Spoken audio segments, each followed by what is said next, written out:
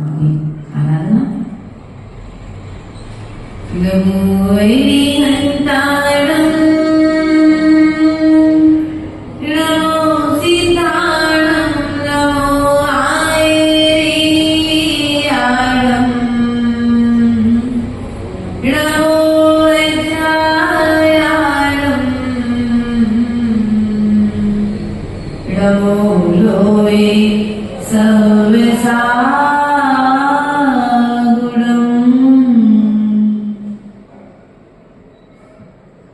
ये शास्त्रे राजयति उत्तम शास्त्रे प्यारा,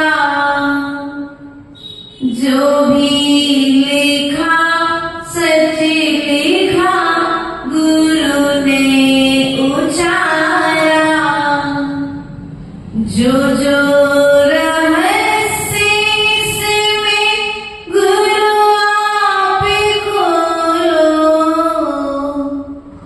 मैं मौनी हूँ अभी यहाँ गुरु आप बोलो,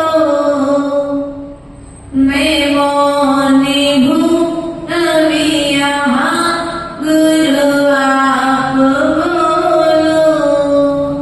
कोई अनंत अनंत सिद्ध परमेश्वरी भगवान की देवादिदेव मूलय आदिनाथ भगवान की चैतन्य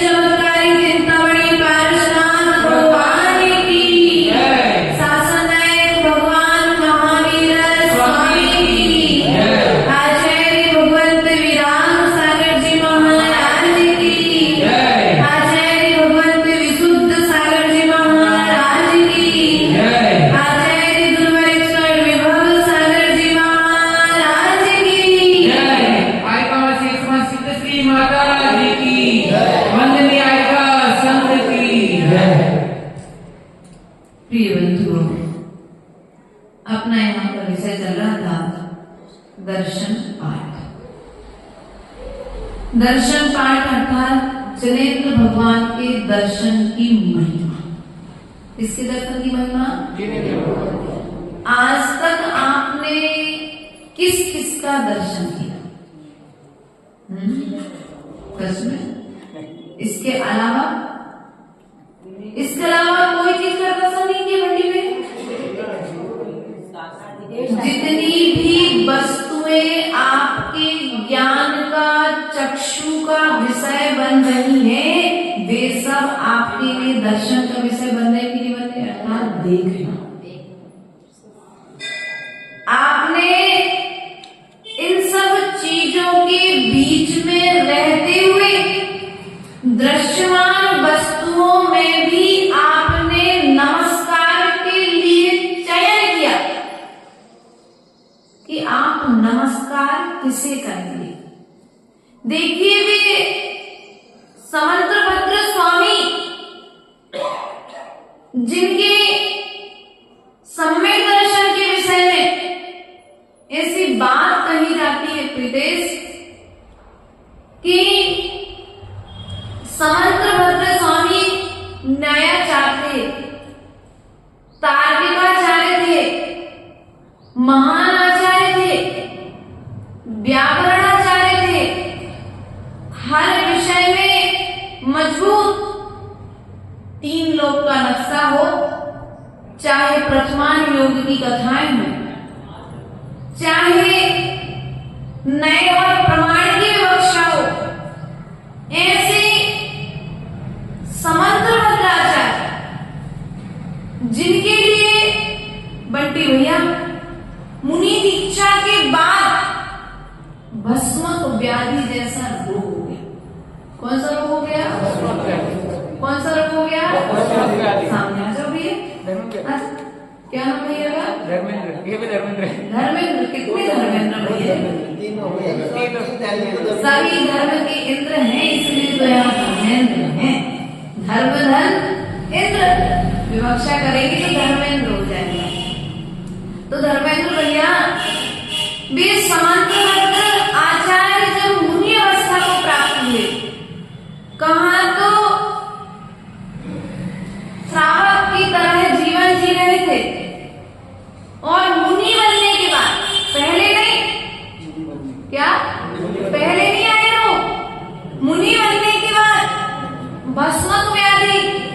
सी व्याधि? बोलो तो। कैसी होती है बीमारी? इसमें भूख बहुत ज्यादा लगती है। व्यक्ति को जितना भी भोजन खिलाया जाए, जैसे कहते हैं कि हाथी के पेट में कभी सुना, कभी केथा, बुंदेलखंड का कोई होगा तो समझ जाएगा, केथा आता है। या आपके यहाँ बेल जो शंकर जी के पत्ती चढ़ती है हिंदू धर्म में, तो वो बेल या कभी हाथी सीधा मुंह में ले ले तो उस हाथी के पेट में इतनी गर्मी होती है कि उसके भीतर का दल, उसका शरीर सोख लेता है और वो बाहर की जो उसकी खोपड़ी होती है वो बाहर जाके तो बंद की बंद बाहर निकाल देता मल के साथ। ऐसे ही समंत्रभद्र स्वामी को रोग हो गया तो जितना भी वो भोजन करते थे, सारा का सारा भोजन जैसे आग में घी डालो समाप्त हो जाता था, ऐसे उनके उदर में भोजन तो जाता था और जाते उस जैसे जल जाता है ना, ऐसे जाते वो समाप्त हो जाता था और उन्हें भूख की बहुत वेदना होती थी। ऐसे वे समंत्रभद्राचार्य जिन्होंने भस्मक व्याधि के कारण जिनके लिए मुनि पद छोड़ना पड़ा, गुरु की आज्ञा मिली, उन्होंने समाधि का निवेदन किया, लेकिन उनके गुरु ने कहा कि अभी तुम्हारी उम्र नहीं है, इसलिए पहले तुम अपने इस रोग का इलाज करो, फिर बाद में संयम की साधना करना। उन्होंने गुरु की आज्ञा को सिरोधार्य किया, अपने रोग का समाधान करने के लिए वे यत्र तत्र सर्वत्र विचरण करने लगे और विचरण करते करते वे वाराणसी नगरी पहुंचे और वाराणसी नगरी में एक मंदिर में जाकर के ठहर गए। जितना भी उस मंदिर में भोग चढ़ता वे उस भोग को ग्रहण करते थे। लोगों ने कहा भोग चढ़ता भोग जाता कहाँ है, लोगों के मन में चिंता हुई तो ज्ञात हुआ कि सारा का सारा भोग ये समंत्रभद्र ग्रहण कर लेते हैं। तो लोगों ने कहा कि तुम जब यहाँ रहते हो तो तुम्हें इसे नमस्कार करना पड़ेगा। पंकज भैया, सबके बीच में रहना बुरी बात नहीं है, व्यवहार सबसे बनाओ, लेकिन तत्व का निर्णय भीतर में हमेशा विद्यमान रहना चाहिए। बच्चा कितने भी बीच में, सबके बीच में कितना भी रहे, लेकिन रात को सोने के लिए अपने माता पिता के पास में जाता है। दिन भर दादा की, दादी की, माँ की, चाची की, बुआ की, सबकी गोद में खेलता है, पड़ोसी के साथ में रहता है, लेकिन रात को सोने के लिए उसे माँ का आंचल। ऐसे सबके बीच में रहना, सबसे व्यवहार बनाना, सबके सब काम करना, लेकिन भीतर में श्रद्धा इतना रखना कि मुझे जिस कुल में जन्म मिला है, जिन गुरुओं की, जिन प्रभु की मुझे शरण मिली है, वो मुझे मेरे पुण्य के उदय से मिली है, इसलिए मुझे शरण को छोड़कर के अन्यत्र जाना। वे समंत्रभद्र आचार्य जब भोग ग्रहण करते हुए पकड़े गए तो लोगों ने उनसे कहा कि आपको इन्हें नमस्कार करना पड़ेगा। समंत्रभद्र आचार्य ने कहा ठीक है, मैं नमस्कार करने तैयार हूं, लेकिन मेरे नमस्कार से पिंडी फट जाएगी। क्या? मेरे नमस्कार से पिंडी फट जाएगी, मेरा नमस्कार सहन नहीं कर पाएगी। तो लोगों ने कहा कि नहीं नहीं, जो भी हो तुम्हें तो करना ही पड़ेगा। उन्होंने नमस्कार किया और जैसे ही नमस्कार किया तो पिंडी फट गई और चंदा पर भगवान प्रकट हो गए। ये थी दर्शन की महिमा, ये था सम्यक दर्शन। चारित्र छूट गया लेकिन दर्शन नहीं छूट गया। क्या? चारित्र छूट गया लेकिन दर्शन नहीं छूटा। इसलिए प्रिय बंधुओं, आचार्यों ने कहा है कि यदि इस भाव में कोई चीज पाने योग्य है तो तीन लोक में यदि एक बार सम्यक दर्शन प्राप्त कर लिया और सम्यक दर्शन के साथ में यदि तुम नरक में भी चले गए तो दुख नहीं है, और मिथ्यात्व के साथ में स्वर्ग में मिल रहा तो श्रेष्ठ नहीं।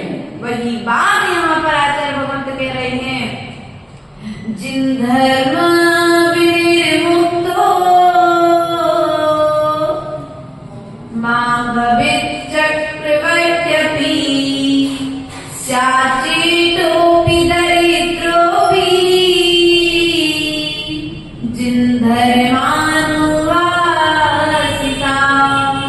अर्थात क्या कहते हैं, जिन धर्म विनिर्मुक्तो, जैन धर्म से विमुक्त अर्थात रहत क्या, भवेत् चक्रवर्ती, मुझे चक्रवर्ती पद भी, अरे माता जी अगर हमें मिल जाए तो हम तो ले लेते, छोड़ते नहीं। सम्यक दर्शन चला जाए तो चला जाए, लेकिन चक्रवर्ती पद तो दौलत तो पैसा तो मिल ही जाएगा कम से कम। अभी पैसा की जरूरत है माता जी, आप तक क्या दर्शन ज्ञान और चार्य तो बताती हो। ये ध्यान रखना, यहाँ पर आचार्य यही बात कह रहे हैं कि जैन धर्म से रहत चक्रवर्ती पद भी मुझे, बोलो तो माता जी, सच्ची सच्ची कहना नहीं चाहिए, चक्रवर्ती के जैसा वैभव नहीं चाहिए आपको, है किससे सुनी चाहिए, भगवान के सामने बैठे थे कुछ झूठ मत बोलना, पाप लगेगा बहुत से। सम्यक दर्शन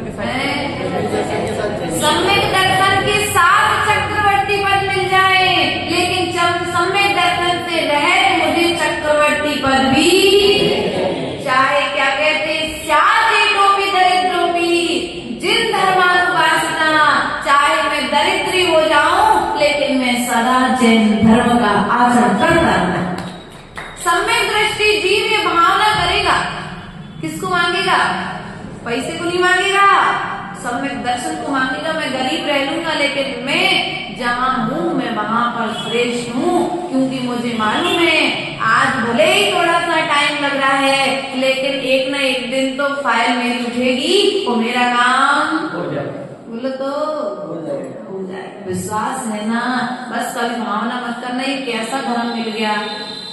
हम लोग जब छोटे थे ना भैया तो ज्ञान नहीं था, हम लोग सोचते थे यार कैसे धर्म में जन्म मिल गया।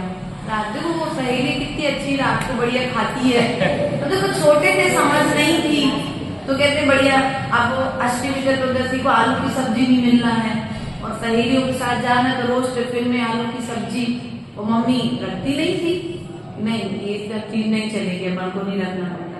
तो हम लोग कहते थे कि इससे अच्छा तो ये धर्म अच्छा है। लेकिन जब ज्ञान हुआ, शास्त्रों को पढ़ा, दर्शनी पाठ को पढ़ा, जब स्कूल में पाठशाला वगैरह में गए तब ज्ञान हुआ कि नहीं, हम जहाँ हैं वहाँ पर श्रेष्ठ हैं।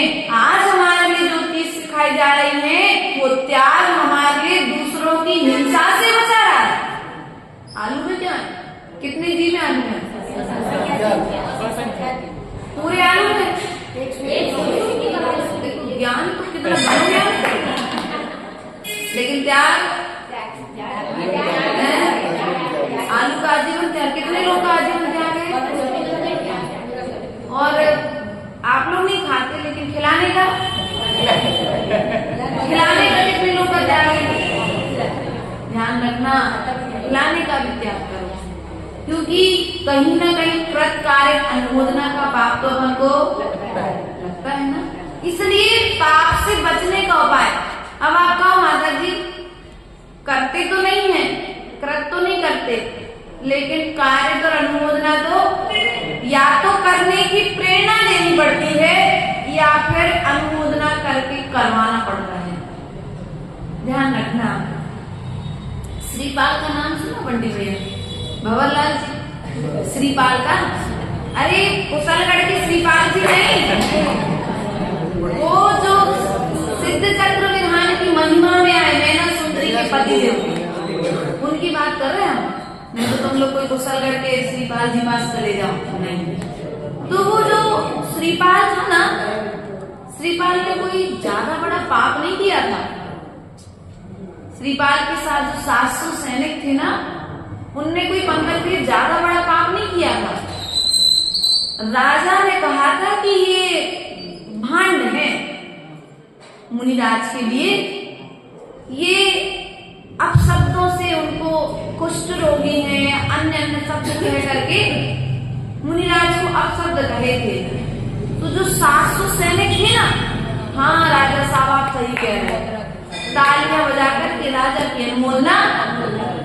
तो राजा को ने तो निंदा की थी, 100 कुष्ठ रोग हुआ था, और 700 थे ना, उन 700 ने अनुमोदना की।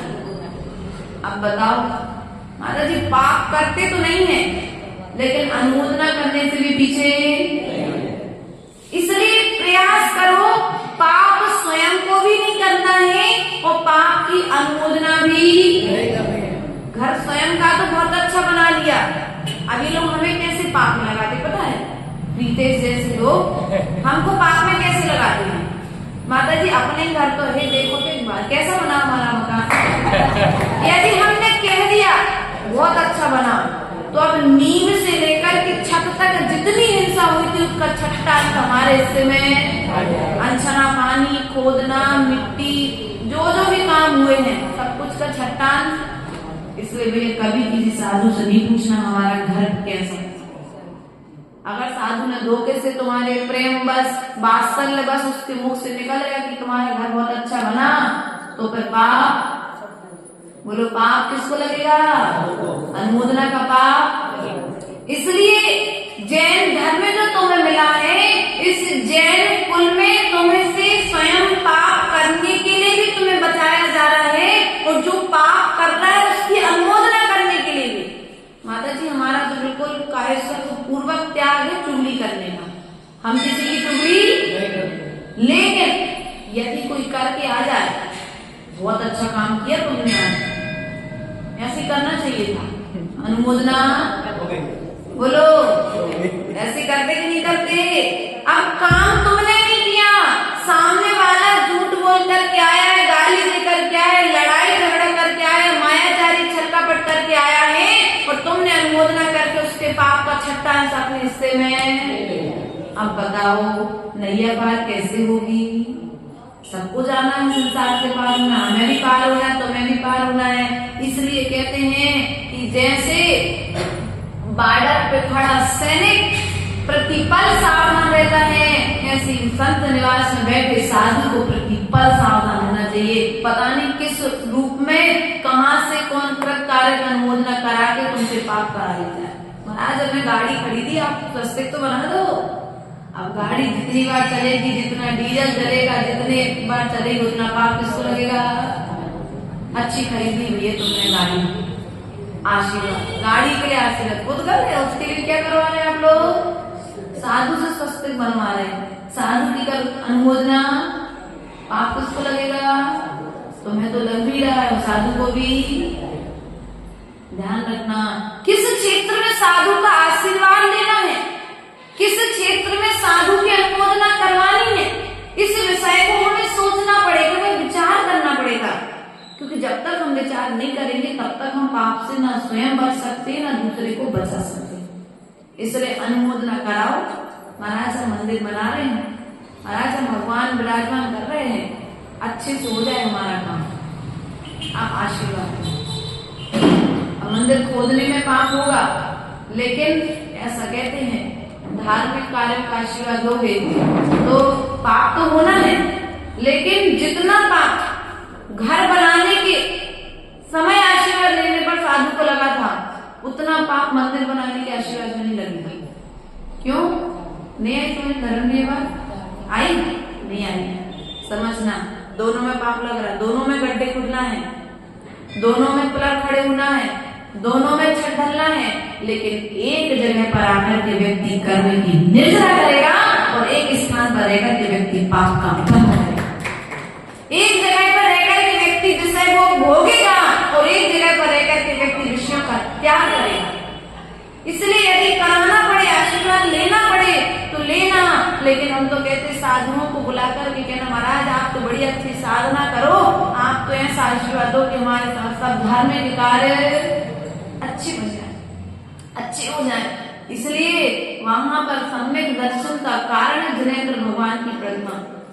इसलिए आप शास्त्र छपाओ, बढ़िया साधु से शास्त्र छपवाने के लिए आशीर्वाद लो, आप साधु से भगवान विराजमान कराने के लिए आशीर्वाद लो, आप मंदिर के धार्मिक कार्य करने के लिए आशीर्वाद दो, आप व्रत नियम संयम धारण करने के लिए साधु से आशीर्वाद लो। क्या महाराज ये आशीर्वाद दे दो बढ़िया हमारा घर बन जाए, हमारी दुकान अच्छी चलने लगे, हमारा मकान बन जाए, हमारे बेटे की शादी हो जाए। आजकल आशीर्वाद लेने लगे लोग, बात कुंडली लेके जाते हैं। एक महाराज आए भैया पंकज भैया, अब स्थान का नाम नहीं बताते, महाराज का नाम भी नहीं बताते। महाराज बहुत अच्छे थे, त्यागीव्रती थे और महान आचार्य थे। मेरा भी मिलना हुआ उनसे। तो पहले तो समाज में कोई ऐसे विशेष मतलब उनको स्थान नहीं दिया महाराज को, लेकिन जब लोगों को मालूम पड़ा कि महाराज कुंडली उंडली देख के जानते हैं, दूसरे दिन से पहला दिन तो बढ़िया निकल गया ऐसी शांति से कि आए महाराज बैठे, तो हमारे के लिए गर्मी का मौसम था, हम लोग भी साथ में थे, मतलब हम लोग पहले से वासना चल रही थी तो रुके हुए थे। तो दूसरे जब हल्ला हुआ समाज को मालूम पड़ा कि महाराज बढ़िया कुंडली देख के जानते हैं, वास्तु जानते हैं, तो भैया चौके के लिए लंबी लिस्ट, हमारे घर चौका लेंगे, महाराज जिसके घर में जाएंगे उसके घर की किचन सुधरवा देंगे, महाराज जिसके घर में जाएंगे उसके घर में लड़ेल टंगवा लेंगे, महाराज जी जिसके घर में जाएंगे उसके घर की कुंडली बच्चों की शादी जल्दी हो जाएगी। क्या हुआ अब बताओ, तुमने शादी के लिए साधना के क्षेत्र में ना बुला करके अपने स्वार्थ के लिए तुमने साधु को बोलो। अब साधु को उतने समय विकल्प होगा कि नहीं होगा? इसलिए कभी भी साधु के पास में जाओ, आचार्य गुरुदेव कहते एक बार कहना, महाराज आप अच्छी साधना करो, आपकी साधना के लिए जो चीज की आवश्यकता है हम आपकी सेवा में तत्पर हैं। आज देखो बंटी भाई ने एक सौभाग्य ले लिया। आज प्रातःकालीन वेला में हम लोग आचार्य गुरुदेव के दर्शन कर रहे थे, मतलब आशीर्वाद ले रहे थे, कुछ बात कर काम चल रहा था उस चीज के लिए।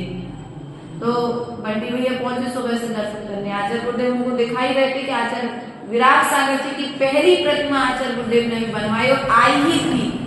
और आचार्य गुरुदेव ने बंटी भैया से बात करी, बंटी भैया ने कहा हमारी तरफ से विराजमान कर। ये है पुण्य की बात, गुरुदेव कहीं बैठे हो, बंटी भैया कहीं बैठे और फिर भी इनकी झोली में पुण्य बैठे बैठे यहाँ आ रहा है। तो अनुमोदना किस चीज की करना है? हम पुण्य की अनुमोदना करके साधु श्रावक को पुण्य के क्षेत्र में लगाए और श्रावक साधु को पुण्य के क्षेत्र में लगाए, तब जाकर के धर्म रथ आगे बढ़ेगा, वरना कर्म के गड्ढे जगह जगह पर हैं, बीच में जाकर के कहीं भी रथ। इसलिए कहीं पर भी साधु को हमसे तो एक बार किसी ने कहा, जब हम शुरू में निकले, इतनी समझदारी 2018 की बात है, एक श्रावक श्रेष्ठी आए, हम 2 चुल्लिका माता जी थे, तो उनको बोले माता जी एक काम करो आप। मैंने क्या बात है? बोले आपको भीड़ भाड़ नहीं आती है, आपको भीड़ लग जाएगी कल से। मैंने क्या करना पड़ेगा? तो मैंने कुछ प्रवचन वगैरह की कुछ ट्रैक बताएंगे या समाज जैसा पसंद करेंगे ऐसा कुछ बताएंगे। तो मैंने बढ़िया उनसे पूछ भी लिया। अब मैंने जब उनसे पूछा तो बोले माता जी आप कुछ मत करो, मैं आपके पास में 150 नरियल लाल कपड़े में बांध के यहाँ रख देता हूँ आपके तखत के बाजू में। क्या? लाल कपड़े में बांध करके नरियल रख देता हूँ और कुछ आपको ब्रेसलेट टाइप के कुछ लाल धागे बना करके दे देता हूँ, बस जो भी आए सो आप तो ऐसी पिच्छी उठाना और उस नरियल को धागे को लगाना और दे जाना। आप देखो आपके यहाँ भीड़ नहीं, मतलब पाँव रखने जगह नहीं बची है, खाली नहीं रखने भैया, आप बाहर कमरा खाली है, आप उधर बैठ जाओ, जे काम आप करो। हमने सामायिक करने के लिए दीक्षा ली है, हमने नरियल बांटने के लिए और धागा बांधने के लिए दीक्षा नहीं ली। क्योंकि यदि हम नरियल बांटेंगे और धागा बांधेंगे तो फिर हमारी दीक्षा क्या होगा? उपयोग नहीं हो पाएगा दीक्षा का। जिन चीजों के लिए हमने दमन करने के लिए, इच्छाओं का दमन करने के लिए हमने दीक्षा ली, इच्छाएं और उग्र होती जाएंगी, आगे बढ़ती जाएंगी। ठीक है, एकाध 100 में एकाध कोई साधु करे, लेकिन हर साधु से आप इस तरह की अपेक्षा रखो तो आपका श्रावक होना भी ध्यान रखना है। पुण्य को उदय तेज है तो बिना धागा बांधे भी तुम्हारा काम हो जाएगा, और पुण्य को उदय तेज नहीं तो तुम एक नहीं तुम तो 100 धागा बांध लो, पूरे हाथ में बांध लो कलाई में, तब भी तुम्हारा कोई काम होने वाला नहीं। इसलिए आचार्य गुरुदेव सदा कहते हैं ना धागा से कुछ होता है ना नारियल से कुछ होता है, यदि किसी चीज से होना है तो तुम्हारा सच्चे श्रद्धान से तुम्हारे काम होने वाला। इसलिए सच्चा श्रद्धान रखो। देखो वे एक ही महास्त्रोत के रचयिता वादिराज स्वामी, जिनको गलित कुष्ठ रोग हो गया, बदबूदार ऐसा कुष्ठ रोग हो गया कि दूर दूर तक बदबू फैलने लगी। उन्होंने राज्य छोड़कर, उन्होंने मुनि दीक्षा लेने के बाद, कौन सी दीक्षा लेने के बाद? मुनि दीक्षा लेने के बाद उनको कुष्ठ रोग हो गया। वे वादिराज मुनिराज यत्र तत्र जंगल में विचरण कर रहे थे। एक सेठ ने उन्हें देख लिया कि दिगंबर मुनिराज यहाँ पर आए हैं। उसने बाहर में जाकर क्या प्रभावना करती कि दिगंबर मुनिराज तो कुष्ठ रोगी होते हैं। क्या कह दिया? दिगंबर मुनिराज तो कुष्ठ रोगी होते हैं। जैन धर्म में अनुयायी व्यक्ति से महाराज के पास आया, बोले महाराज आप कृपा करो, मुनिराज तो कामदेव के समान सुंदर तन होता है उनका, उनके तन पर चारित्र चमकता है, आप ऐसा कुछ चमत्कार करो कि जैन धर्म की महिमा जयवंत हो जाए। मुनिराज ने रात भर सामयिक करी, उस सामयिक के प्रभाव से उनका तन का कुष्ठ रोग, जब राजा सहज सुबह वहां पर प्रजा पहुंची तो देखा कि मुनिराज के लिए कुष्ठ रोग नहीं है। तो पूछा गया कि एक रात में आपका कुष्ठ रोग कैसे ठीक हो गया? तो बोले हमने कुष्ठ रोग ठीक नहीं किया है, ये तो प्रभु की भक्ति का प्रभाव है कि कुष्ठ रोग। इसलिए हम तो कहते जितनी बीमारियां हमारे पूर्व के आचार्यों के भी वर्तमान के श्रावकों को वैसे एक भी बीमारी नहीं है क्या? बोलो नहीं है। लेकिन विश्वास, पहले के लोगों को ठोकर लगती थी तो कहते थे कोई बात नहीं, कम कोई बड़ी अल्प टल गई, और आज का व्यक्ति कहते ये पत्थर यहीं रखना था क्या? आज का व्यक्ति उल्टा बोलता है। और पहले का व्यक्ति, प्रिया, पहले के लोग क्या कहते थे कि भैया पत्थर लग गया, गिर गए, तो कहते थे बहुत बड़ी अल्प टल गई, कम से कम दुपट्टा ही तो लगा, पता नहीं आगे जाके तो गाड़ी से एक्सीडेंट भी हो सकता था, मौत भी हो सकती थी। ऐसे कई उदाहरण है कि मंदिर से व्यक्ति गया और गाय ने मारा और मरण हो गया। और ऐसे भी कई उदाहरण है कि जिन मंदिर से निकले पट्टा लगा, गिरे, थोड़ी सी लगी, दांत वांत टूटे और सही बड़ी आराम से चल फिर तो पा रहे। इसलिए प्रिय बंधुओं, कभी भी जीवन में मिथ्यात्व का सेवन नहीं करना। कहा है छत्तर चूड़ामणि ग्रंथ में, शेर के मुख में जाकर के मरना श्रेष्ठ है, हलाहल विष पीकर के मरना श्रेष्ठ है, पहाड़ से नदी से कूद करके मरना श्रेष्ठ है मिथ्यात्व को नमस्कार करने की अपेक्षा। इसलिए आज मिथ्यात्व का सेवन बहुत शौक से कर रहे हैं। इसलिए ध्यान रखना, यदि तुम्हें कोई भी चीज छोड़ना है और आपने दर्शन पाठ और मेरी भावना पर आपने वाचना सुनी हो, कल पुनः मुनिराज आचार्य परमेश के हमारे बीच में आ रहे हैं, तो पुनः हमें यहाँ पर देशना सुनने मिलेगी। तो बस एक काम कर लेना हमारी तरफ से, मिथ्यात्व के सेवन का त्याग कर देना। किसका त्याग करना? मिथ्यात्व के सेवन का त्याग कर देना।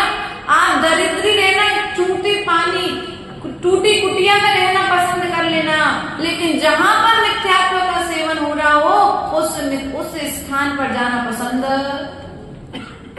महलों में रहने की अपेक्षा कुटिया में रहना ज्यादा श्रेष्ठ है सम्यक के साथ। मिथ्यात्व के साथ महलों में रहना भी श्रेष्ठ, मिथ्यात्व के साथ चक्रवर्ती पद पाना भी श्रेष्ठ नहीं है, दरिद्री होना श्रेष्ठ है सम्यक के साथ। इसलिए यही इसी बात के लिए आचार्य भगवंत पूज्यपाद स्वामी ने इष्टोपदेश ग्रंथराज में लिखा है, वरम व्रतै परम दैवम नाम व्रतै व्रतनारिकम छाया तपस्तयोर्वेदा प्रतिपाल यदो महान। क्या कहा कि व्रतों के साथ में, किनके साथ? व्रतों के साथ में स्वर्ग जाना श्रेष्ठ है। आप व्रतों के साथ में नरक में जाना श्रेष्ठ नहीं। उसी प्रकार से हम आपसे यहाँ पर कहना चाहेंगे, सम्यक के साथ में नरक में जाना श्रेष्ठ है, आप व्रतों के साथ में स्वर्ग में जाना श्रेष्ठ नहीं। इसलिए यदि तीन लोग में दुर्लभ कोई चीज है तो वह है सम्यक्त। इसलिए सम्यक्त की प्राप्ति को उपाय करो। अंग्लिक काव्य में आचार्य भगवत कहते हैं, जन्म जन्म कृतम पापम जन्म कोटि उपाधिकम जन्म मृत्यु जरा रोगम हन्य तेजेन दर्शनाथ। जिनेंद्र भगवान के दर्शन से जन्म और जन्मांतर के क्या बोलो तो जन्म और इस जन्म के, अगले जन्म के और जन्म के, अर्थात जन्म जन्म के जो हमने पाप किए हैं, हन्य तेजिन दर्शनाथ, वे जिनेंद्र भगवान के दर्शन से क्या हो जाते हैं, हन्य ते अर्थात नष्ट हो जाते हैं। जन्म जन्म में जो पाप हमने किए वे एक बार माता जी पता कैसे पड़ेगा कि हमारे पाप नष्ट हो गए? अब इन्हें प्रमाण हो पहले, तब तो मानेंगे लोग। भैया प्रमाण तो इतने हम आपको दे सकते हैं कि सर्वज्ञ भगवान ने समूषण में कहा है, तो हमने आपसे कहा है, क्योंकि पाप नष्ट हुए हैं। पुण्य आश्रम कथा को उसका स्वाध्याय किया था, सुश्र पुण्य आश्रम कथा को उसमें आया था। एक माली की बच्ची रोज प्रभु के मंदिर में दरवाजे पर दिया लगाती थी और भक्ति से प्रभु को नमस्कार करती थी। उस नमस्कार के प्रभाव से वो स्वर्ग में देवी हो गई। क्या माली की बच्ची जो प्रभु के लिए फूलों की माला लेकर के आती थी, प्रभु के चरणों में अर्पण करती थी, उस अर्पण के प्रभाव से वह स्वर्ग में देवी। तो पाप कटा है जब तो स्वर्ग का वैभव मिला है, क्योंकि पाप जब तक कटेगा नहीं तब तक स्वर्ग जैसा वैभव मिलने वाला भी नहीं है। इसलिए स्वर्ग की जैसी संपत्ति तुम्हें वर्तमान काल में भी यदि चाहिए है तो तुम्हें वर्तमान काल में पुरुषार्थ करना पड़ेगा। किस चीज के लिए? सम्यक्त की प्राप्ति के लिए। सौधर्मेंद्र किसका फल है? बोलो, सौधर्मेंद्र किसका फल है? माता सम्यक्त का फल है सौधर्मेंद्र पर, सम्यक्त का फल है चक्रवर्ती पर, सौधर्मेंद्र का सम्यक दर्शन का फल है तीर्थंकर के माता पिता, सम्यक्त का फल है तीर्थंकर पर, सम्यक्त का फल है नारायण, प्रतिनारायण आदि जो बलभद्र आदि जो पद मिलते हैं, किसके फल से मिलते हैं? ज्ञान के फल से नहीं मिले। बोलो, ज्ञान के फल से नहीं मिले। यदि तुम्हें मिले हैं तो सम्यक दर्शन के बल पर मिले हैं। इसलिए यदि तुम्हें चक्रवर्तियों जैसा वैभव चाहिए है तो क्या करो? प्रभु के चरणों में नमस्कार। कैसे नमस्कार करो? बोलो, कैसे नमस्कार करोगे प्रभु के चरणों में? बगुला भक्ति है। एक भजन आता है, बहुत प्यारा सा भजन है। प्राणी रंग में तो रंग मिल जाए, गुणों में जोड़ी ना मिले। प्राणी रंग में तो रंग मिल जाए, गुणों में जोड़ी ना मिले। हंस और बगला एक सरीके नहीं पड़े पहचान, हंस और बगला एक सरीके नहीं पड़े पहचान। हंसा तो मोती चुगेगी, बगुला करे मैं पान, गुणों में जोड़ी ना मिले। कौवा कोयल एक सरीके, क्या? कौवा कोयल एक सरीके नहीं पड़े पहचान, कौवा कोयल एक सरीके नहीं पड़े पहचान। कौवा तो को करेगी, कोयल करे मीठी गान, गुणों में जोड़ी ना मिले। क्या?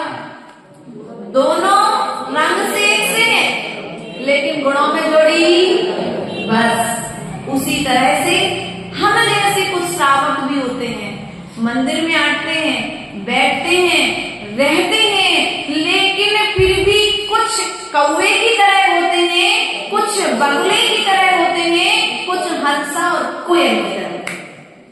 जो मंदिर में आते हैं वे गुण देख करके बाहर में जाकर के प्रशंसा करते हैं। क्या? मंदिर में आकर के गुणानुवाद करते हैं, मंदिर की महिमा बताते, गुरु की महिमा बताते हैं। और कुछ बगुले की तरह होते हैं जो कलर से तो एक से हैं, लेकिन बगुला रहता उसी पानी में है, लेकिन चुनता क्या है? मछली, कीड़े पतले।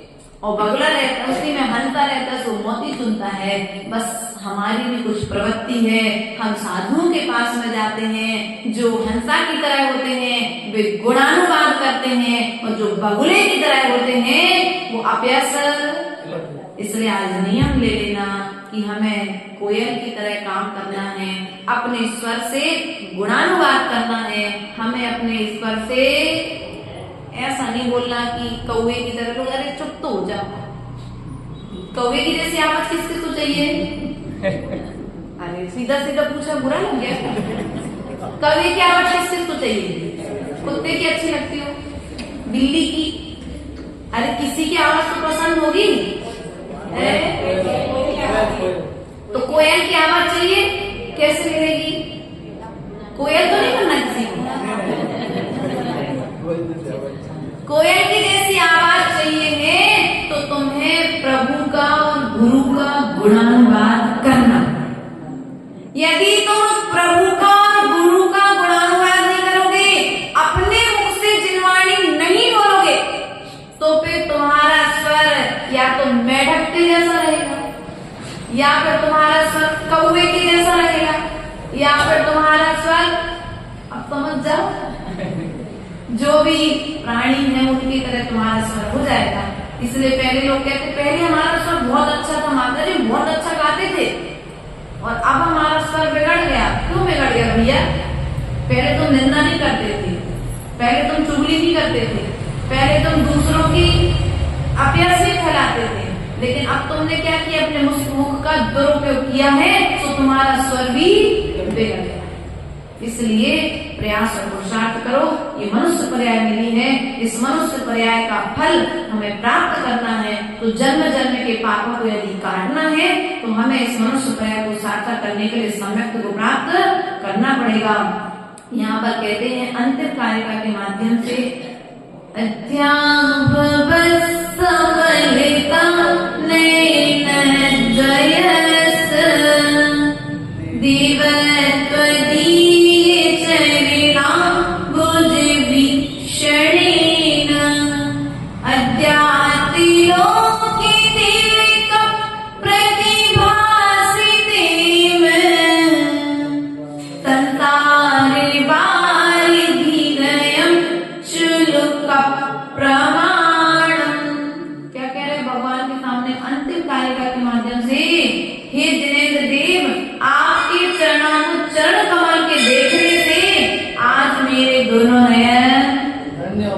बोलो तो क्या हो गए?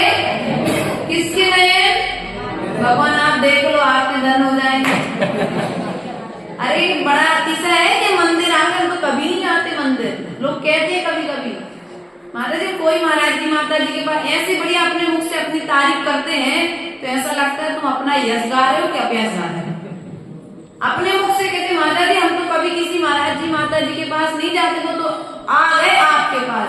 सुन कहते भैया बड़ा उपकार करो हमारे पास आगे से, आप आ गए हम भलो हो जाए, इससे बड़ो का हुई।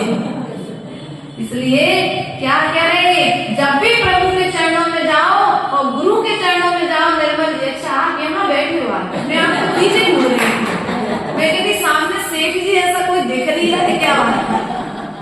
तो जब भी भगवान के चरणों में जाओ तो क्या कहना, आज मेरे दोनों नयन धन्य हो गए, ये आंखें पाना धन्य हो गई, प्रभु मैंने आज आपके दर्शन कर लिए।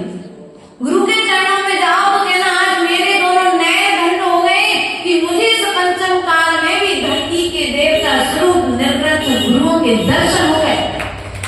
ऐसा अहोभाग्य करना, कहना अपने आप से चरणाम्बुज अर्थात सफल हो गए ये तीन लोक के नाथ। आज मुझे यह संसार कैसा लग रहा है,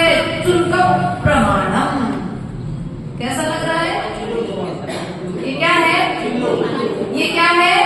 बोलो, ये किस क्या बोलते भैया? अरे दोनों में बहुत अंतर है। अरे घर में कोई गड़बड़ हो जाए तो क्या कहते? चुल्लू पर पानी में। और भगवान के सामने क्या कह रहे? भगवान आज मुझे ऐसा महसूस हो रहा है कि आपके दर्शन के मेरा संसार मात्र कितना रह गया है? चुल्लू प्रमाण रह गया है। अर्थात थोड़ा संसार शेष बचा है आपकी महिमा से, वो भी खत्म। इसलिए चुल्लू में भी यहाँ पर चुल्लू का प्रमाण शब्द यूज किया है आचार्य ने, इसलिए दोनों में अंतर है। नहीं तो कह दो भगवान चुल्लू भर। इसलिए ध्यान रखना, कभी भी किसी से इस तरह के अपशब्दों का प्रयोग, बोलो, घर में कुछ भी बन जाए, कुछ भी बिगड़ जाए, कुछ भी हो जाए, भैया तुम तो खूब जियो, हमारे जब तक पाप कर्म है तो हम तुम्हारी सेवा करेंगे। क्या ये नहीं कहना कि तुम मर जाओ। क्या कहा भैया? कभी भी अपशब्द, जिसका जब आयु कर्म आएगा उस समय सामने वाला जाएगा, तुम्हारे कहने से जीने वाला नहीं और तुम्हारे कहने से मरने वाला नहीं है, तो अपशब्द कह करके हम क्यों कर्म का बंध करें? बोलो, बस इतना मानो कि हमारा पाप कर्म को उदय आया है। मैना सुंदरी ने जैसे पाप कर्म को उदय को झेला था, उसने यही कहा था कि मेरा पाप कर्म को उदय आया है, तो मैं ऐसे कोड़ी के लिए भी कामदेव के समान सुंदर। क्या कहा था मैना सुंदरी ने? कितना श्रद्धान था। देखो आज की बच्चियों का यदि कोई पिता कोड़ी के साथ विवाह करा दे तो क्या स्थिति होगी? पहली बार तो पिता कराएंगे नहीं, और यदि धोखे से करा दे स्थिति क्या बनेगी? उसमें मैना सुंदरी का श्रद्धान देखिए, उसका समर्पण देखिए, धर्म के प्रति, सिद्धांत के प्रति श्रद्धा। आज है क्या इतना हमारा? उसने क्या कहा?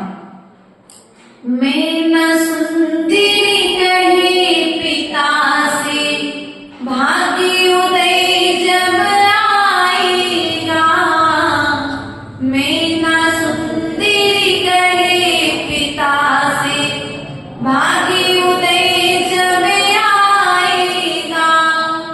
कोड़ीपति जो दिया आपने, कामदेव बन जाएगा। विश्वास इतना? अरे आज तो कामदेव के समान सुंदर पति भी दो, और पैसा कम है ना तो लड़कियां छोड़ दो भगा दो। ध्यान रखो, बच्चियों को संस्कार दो, बेटा पैसे के पीछे नहीं रहना। पैसा तो हाथ का मैल है, पुण्य करोगे तो जब चाहे तब कमा लोगे, लेकिन एक बार यदि तुमने तलाक ले लिया और दूसरे बार यदि विवाह करोगी तो कर तो कोई प्राप्त होगी, तो जीवन में कभी भी साधु के हाथ में आहार। दूसरी बार जिस कन्या का विवाह हुआ है वो कन्या कभी भी आहार दान नहीं दे सकती। क्या मालूम ये बात? मालूम है तो भूल मत करना। उस बच्चे को इस संस्कार दो कि एक बार विवाह होने के पश्चात अगर दूसरा विवाह है, चाहे तुम हंस के रहो, चाहे रो के रहो, चाहे निभ के रहो, चाहे निभा के रहो, लेकिन अब तुम्हारा अंतिम घर डोली में गए हो तो अर्थी से बाहर। लेकिन आज की माता पता है क्या कहती? मंडी भैया बेटा चिंता नहीं करना, सास यदि ज्यादा तकलीफ दे तो मेरे घर वापस आता है, मैं दूसरी साल अच्छा लड़का देख के करवा दूंगा। क्या नहीं, पहले माँ सीता जब विवाह हुआ ना, माँ सीता का नाम सुना? सीता का है? सीता किसकी पत्नी थी? है? अरे पूछ रही है आपसे। अच्छा, लक्ष्मण की कौन थी? है? और लव उसकी लक्ष्मण की भाभी थी, राम की पत्नी थी, और लव उसकी पूरा परिचय मालूम है ना? है ना? तो हम आपसे ऐसा कहना चाहते हैं, सीता को उदाहरण देकर के उस सीता का जीवन तो देखो, उस सीता का जीवन तो देखो कि कहाँ पंकज भैया वही सीता थी। सीता बदली नहीं थी। जिस सीता को सेतु पार करके राम युद्ध करके लेकर के आए थे और पाप कर्म को उदय आया, उन्हीं राम ने जंगल में छुड़ा दिया। राम वही थे, लेकिन बदला यदि कोई था तो सीता का कर्म का उदय। इसलिए कर्म का उदय कभी भी किसी का भी बदल सकता है। तो जब सीता का विवाह हो रहा था तो सीता की माँ ने सीता को शिक्षा दी थी कि बेटा तू जिस घर में जा रही है ना, वही घर तेरा घर है। तेरे सास ससुर हैं, वे सास ससुर ही तेरे अब माता पिता हैं। तुम अपनी श्वास से भी अपनी सास को कष्ट मत होने देना। क्या कहा था? बोलो तो, अपनी श्वास के माध्यम से भी अपनी सास को कष्ट मत होने देना। यह जैन रामायण रखी, पढ़ लेना। आचार्य गुरुदेव ने लिखी है, विभव सागर जी ने, उसमें शिक्षाएं लिखी हैं। जब तुम सो तो सोने के पहले अपने बड़ों के पैर दबा करके सोना, बड़ों के बाद में सोना और बड़ों के पहले जाग जाना। आज क्या है? बोलो तो, आज की स्थिति क्या है? वर्तमान स्थिति, मम्मी तुम ही मेरे पैर दबा दो, मैं तो बहुत थक गई। आजकल सासें बहुओं की सेवा में लगी हैं और पहले बहुएं सासों की सेवा। समय पंचम काल का प्रभाव है, या फिर पंचम काल का प्रभाव कम, आप लोगों का प्रमाण ज्यादा है। इसलिए प्रिय बंधुओं, बचपन से ही बच्चों को इस तरह की शिक्षा दो कि वे एक उम्र तक पहुंचते पहुंचते एक शब्द संस्कारित संस्कृति के साथ में अपना जीवन यापन करते।